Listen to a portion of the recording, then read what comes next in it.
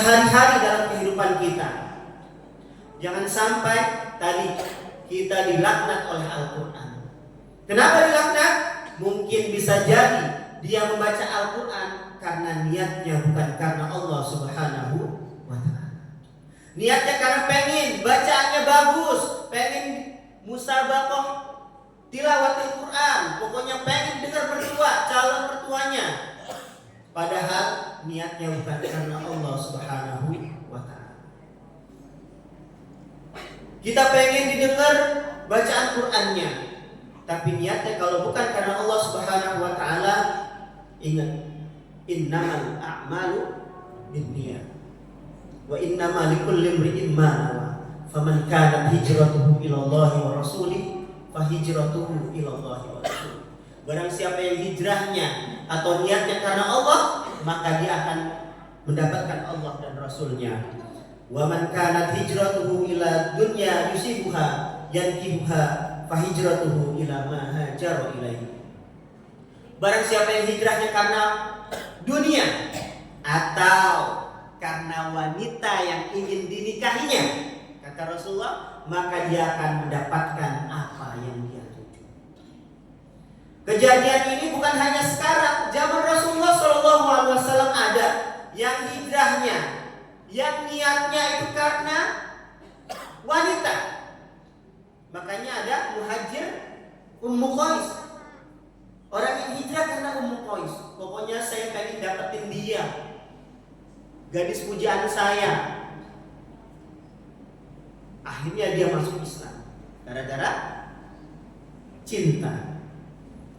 Niatnya karena ingin mengejar wanita yang ingin dinikahi.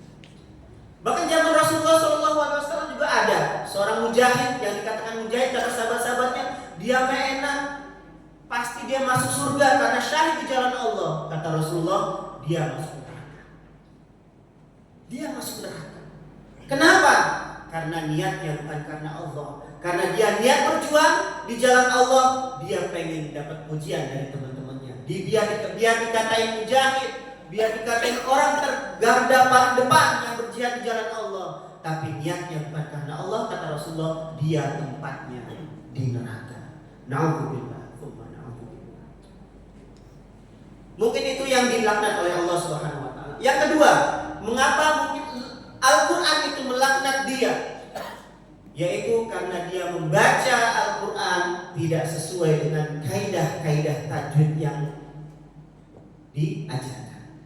Panjang dibaca pendek, pendek dibaca panjang, dengung gak didengungin, gak dengung didengungin, izhar dibaca dengung, dengung dibaca izhar dan sebagainya.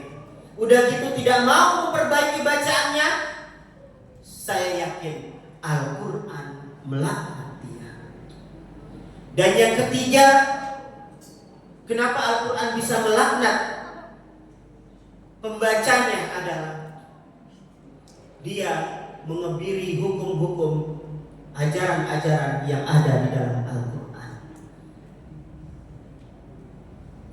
Al-Quran bilang jauhi minuman keras, itu misalnya dia masih minum minuman keras. Di zaman sekarang Al-Quran bilang ya ayyuhalladzina amanu kutiba alaikumusiyam kama kutiba alal ladzina min qablikum la'allakum tattaqun. Al-Quran ngomong, dibilang puasa Ramadan. Hari ini kita mendapatkan di depan-depan rumah kita, di samping-samping rumah kita, di jalanan umum, banyak orang yang tidak berpuasa dengan bangganya. Padahal beragama Islam, KTP-nya Muslim, KTP-nya ditulisnya Islam, namun tidak mau berpuasa dengan alasan berat dan yang lain sebagainya. Bisa jadi Al-Quran melaknat dia karena ajaran-ajaran yang disampaikan Al-Quran banyak yang ditinggalkan dengan secara sengaja. Kita bangga sekali dengan menjadi orang fasik, menantang Allah dengan terang-terangan, padahal sudah ada Al-Qurannya. Puasa diwajibkan, namun kita tidak mau berpuasa. Kalau ibu-ibu masih bisa ngeles di jalanan, kenapa nggak puasa? Halangan. Kalau bapak-bapak, halangin. Padahal sudah enak kita diberikan Allah Subhanahu wa taala. Puasanya kita berbeda dengan puasanya orang-orang Yahudi. Puasa kita dengan makan sahur. Orang Yahudi berpuasa nggak makan sahur. Udah enak. Bapak Ibu yang dirahmati Allah Subhanahu wa taala. Mungkin itu saja yang dapat saya sampaikan.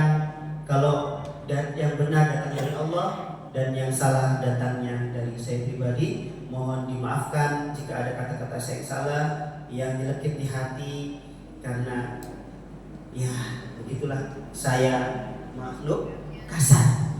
Kalau saya makhluk halus, mungkin Bapak Ibu sudah lari terbiru-biru. Kalau ada jarum yang patah, jangan disimpan dalam lemari besi. Kalau ada kata-kata saya yang salah, jangan laporkan saya ke kantor polisi. Wabillahi taufiq wal hidayah. Wassalamualaikum warahmatullahi wabarakatuh.